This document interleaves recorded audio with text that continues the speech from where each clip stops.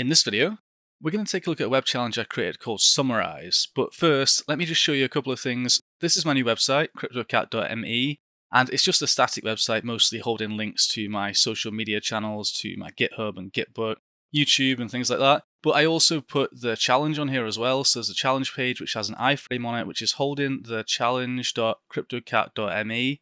And whenever I'm running a challenge, I plan to run it on this subdomain, so you'll be able to find it here on the website. I also added a join Discord link, so I created a Discord server recently. So if you want to find out about new challenges being released or get hints early and things like that, then you can join the Discord. But that's it, let's just go over to the challenge. Just before we register an account and take a look at the functionality, I'll just show that I also set up Burpsuite. The scope is challenge.cryptocat.me. And if we go back to the target, I've also got this filtering, so we're only seeing in-scope items in the target tree, and also in the HTTP history, so that's ticked here. And the scanner, if you're using Burp Pro and you have the scanner running, you can also make sure that it's using the Suite scope on both of these as well. That'll just keep things clean, and then obviously if you're doing bug bounty or something, you'll want to make sure that your tools and your scans are on in-scope assets, so it's worth getting into the habit of doing that. And that's it, let's go through the flow of the application. So I'm going to start by registering a new account. I'll call this cat with a password of cat. And that's it, we can now log in.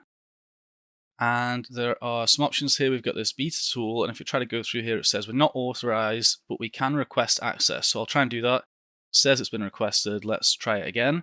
And now it says you're already on the beta waitlist. So this is an indication that whatever we just did, it did something, because it knows now that we're already on the waitlist, and previously it didn't. It had to add us on there. So that's interesting. Let's see what else we've got here. We've got this grant access, which is grayed out. So that's a bit of a hint, maybe, that there's something to check out there. I mean, if this is a CTF challenge, the way you would approach this, you're looking at these options and thinking, did the challenge developer leave a hint somewhere? And in this case, this is a bit of a hint. If this was like a bug bounty target, then you'd be looking for interesting functionality which is disabled. So whatever the context is, whether this is CTF or bug bounty, this is something which is of interest. So maybe they just used the same syntax for the grant access as they did for request, which is just literally /request. So let me try and do /grant. And it says the method is not allowed for the URL. So let us go to Burp and let's have a look. We'll see what the post request was before that. So this is the post request for request, and it sent a JSON object with cat in it. So why don't we try and send this to the repeater? And then in here, we could try and change this to another username to see if we're able to modify other usernames. But now let's just change this to grant. Click send, and it says forbidden access is restricted to local users. Okay, so now we need to try and find a way to get past this 403 error. I think I might actually have an extension in here called 403 bypasser. I do, so let's out of interest, let's try that. Let's just tick it to enable it, and let's go to the repeater. I can't actually remember how to use this, so let's see if it works. 403 bypasser, bypass 403, okay, and I think we can go to the logger and just see these requests as they're going through. So you can see that the tool is the extensions, that's what it's coming from. And we can see what the status code is for each of these. And I guess we're looking for one that's going to come back with like 200 or 302 or something like that. Let's see where it started. And I think if it finds something, oh, we have a 302, okay. And I believe it will now add this to the issues somewhere. Let me see, issues by date, or actually let's go to target, okay. No, it's not in here. Maybe we have to go to the grant. Grant doesn't show here because we sent it through the repeater, and this is only taking things from the proxy history, or from the proxy. Let me see here. Let's go to audit. Let me change that, and let's do repeater. Let's do save. And okay, I'm not too sure why the issue didn't show up there. I think let's go to the extension. No, okay, we can't do it there. Let's go in here and see is there an output option. No, okay.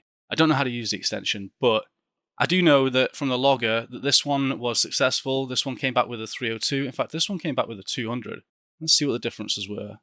So this one came back and said beta access was granted. This one came back redirect because we'd already got the beta access, I guess, or maybe we were logged out because every 30 minutes the database will be cleared as well. Anyway, let's see what it did. It added the Exfiltrating header, which is a very common way to bypass these 403s. So if we now go back to the repeater, and let me first of all just go send on that again. I want to just see if that adds it now to our target. It didn't. Did I update the option? Okay, set to repeater, and maybe I need to do it with the crawl as well. Set that to repeater, send, and if we go back to target, now we still don't have grants. Okay, I'm not too sure about that. Anyway, let's go back to the repeater. I don't want to get too sidetracked here, which is what's happening. Yeah, so we add that header, we click send, and it comes back and says the beta access was granted. So now if we refresh the page, now you'll see that we don't have that request access anymore. Now we have this beta tool. So we can go to the beta tool, we can try and enter something in there. Hello, are you an LLM? Which is what you might assume in this case. And it just comes back with the exact same thing. So maybe we could put in some different input. And okay, it truncated this one. What about if we try and put in some tag? Okay, it stripped out one of the tags, which is interesting. Try it again. Comes back with the same result each time, but it didn't strip out. Oh, it does strip out all of the left angular brackets. That's interesting. Well, anyway, let's go and have a look at the proxy history again and see what these requests look like. And actually, let me just mention while I'm here as well, we set the Exfiltrating header, but if we need to do that on every request in order to keep bypassing that filter, I mean, we don't need to in this case because we've granted ourselves access, but let's say we could only access pages with that header. One thing we could do is go and set up a match and replace rule, but what most people don't realize is this only applies to the proxy. So if this was a bug bounty program and you were required to put in a specific header to say what your username was on a certain platform, then if you do it here, it's only going to set that through on the requests that go through the proxy. So that means anything that goes through an extension, for example, or through the scanner is not going to have that header on it, which means you can quite easily get kicked off of a program because they're going to realize we're getting all this traffic from this IP address and they're not putting in the header that we required. So what you actually want to do is set up a session handling rule. So we can go to sessions and in here, add a session handling rule, and then we can say add Exfiltrating, and then rule actions in here, we just say we want to set a specific header value. We set the header here, Exfiltrating, and then we set it to the value that we want. We add it if it's not present, okay, and that's it. So now, oh wait, let me see, do you want to proceed? No, let's leave it. Let's go and check the scope. So you want to see, does it go through everything? Let's say we want it to go through extensions, we want to go through proxy, and we want it to only go through our suite scope because we don't want to set the Exfiltrating header on some other random website that we don't have authorization to be testing. Okay, so that's done. Now, let's just out of interest, let's go and just refresh the page, and let's go to the proxy HTTP history. And now we should see our Exfiltrating header was not included. Let me go back again. Sessions, okay, we're adding Exfiltrating header. We have it set to our suite scope, which was correct. Let me try and send it to the repeater. Send. Oh, it added it to the repeater, but it's not adding it to the proxy. Interesting. I'm not too sure, did I miss something there? But anyway, I'm taking too many detours. This is a challenge, not a Burpsuite lesson. So let me go back to, where am I? There's too many tabs. Right, all right. Proxy settings. It won't let me open them. Oh, it's because it's down here. All right. Yeah, let's disable the Exfiltrating header that we just added. Let's get back to the challenge. All right, so we just sent this to the repeater. No, we didn't. Let's go back to beta. We'll send one of these requests to the repeater, send, and maybe we start going and playing around with some of the values in here. One thing that you might want to do here, you notice this is a JSON object, so perhaps you would try and change the content type, let's say to XML, and you see this, we'll try and change this, maybe we try some XXE injection or something, if the backend server supports it. So let's try and click send. And we get back this message saying BentoML does not currently accept, and then it comes back with the content type. So I'm going to go back. Actually, if we go back and just change that to anything. Let's just change the content type from application JSON to application JSON X, send, and it'll come back with that same error. So it's basically giving us a hint that there's BentoML running on the back end. So that'll be the point where we go and have a look. What is BentoML? We will find some GitHub repo, so we can go and start having a look through there, maybe see if there's any issues that have been raised. We can start having a look for some CVEs, or just searching for exploits, and I think one of the first ones that comes up here is not the one that I'm looking for. Let me see. Hunter, maybe it is actually. Okay, so we've got a vulnerability here. RCE by sending a single post request via insecure deserialization in BentoML. And this was found by Pink Draconian, who used to work with me at Integrity. I didn't actually realize he found this until after I made the challenge, which was back in like May, June time, but we had some issues getting the infrastructure sorted at Integrity. So in the end, I just ran this on my own virtual private server. But the vulnerability is basically Python Pickle deserialization, and you can see here that an attacker can run the following Python code, and this will send this request. So it creates this reduce function with some malicious code execution in it, and then this will be sent to the Summar-AI-ze endpoint, which is basically the web app is already sending a request to that backend API.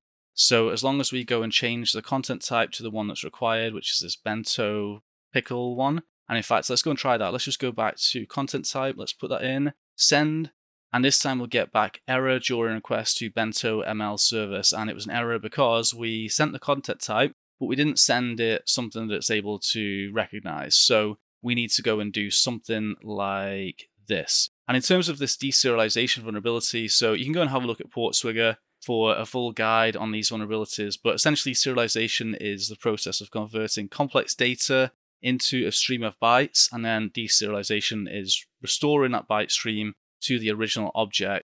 The problem is, and in this case with Python Pickle, it can execute code because it doesn't just reconstruct the data, it also rebuilds objects and runs methods. So in this case, it will use that reduce method, and since we're able to put our own code into the reduce method, it'll run that code whenever it crafts the object. Anyway, we can basically just copy and paste this and try and run it. So I'm going to go and open up, what do we have here? Exploit.py. Okay, so here's an example. What I'll actually do is I'll set up my own web server. So I'm going to do a Python web server, and then I'll do ngrok http://8c, and that will give me, it'll expose my local server to the internet, and I'll put this in here. So we're basically setting the malicious command to do a curl, and it's going to send back ls. That's going to, we want to get the flag anyway, so this was just a way of finding out what the flag was called, but in this case it is just called flag.txt. We want to convert it to base64 so we make sure we get all of the characters, and that should be it. So yeah, we're going to create that. It's going to call curl on our server with the flag, and we need to make sure we've got a valid session as well. I bet you my session has probably expired because this will run out every 30 minutes. Why am I going in here? Let me just go to burp, take the session, and paste this in here. And I think that's everything. Let's do it. Let's go back here. Let's do, no, I don't have a window. Yeah, let's do Python exploit. And it says there's an error, but that's fine. An error doesn't mean nothing executed. So here we go. We can see we've got this GET request on the ngrok server. And if we go back to our web logs, we'll see that we've got this base64 encoded string. So you guessed it, we're going to echo that, and we're going to send it to base64-d. And now we get back the flag.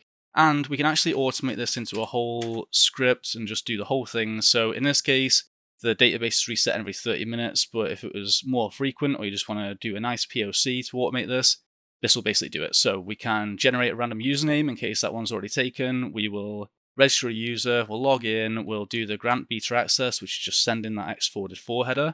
We'll get our new cookie, which has beta access, and then finally, we will do the exploit, which is just create this pickle object and send it with the required headers. So let's do that again. Let's take the ngrok server and let's paste this in here. Am I missing anything? I don't think so. Let's do it. Python autopwn. There we go. Registers a user. It goes through all this. It says the exploit failed, but that doesn't really matter in our case because we still got back the flag. So to summarize this challenge, we had a 403 bypass. So we bypassed that local only access by using X44 header, which tricked the server into thinking we were coming from a local address, and then we could grant ourselves access to this beta panel. And then in here, we could exploit the RCE, which was the deserialization vulnerability in BentoML.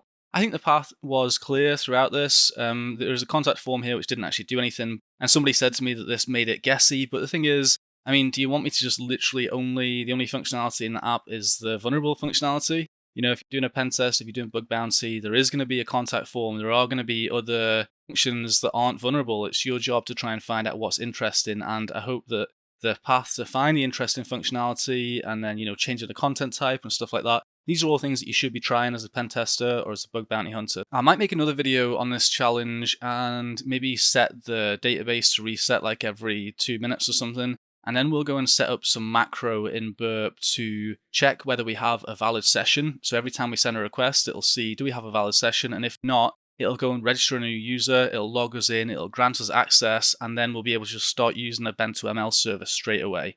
So I might do that. It'll be a bit of a longer video. I feel like this one already took too long trying to do some things in Burp that didn't work out as planned, but hopefully it was useful nonetheless. And yeah, reminder, I've got this new website, new Discord server, so if you want to go and join up and find out about challenges in future, get access to the source code. So I'm going to release the source code for this challenge on Discord afterwards, so if you want to go and run it yourself after I take it down, you will be able to do that. And I will also put the write-up on my Gitbook.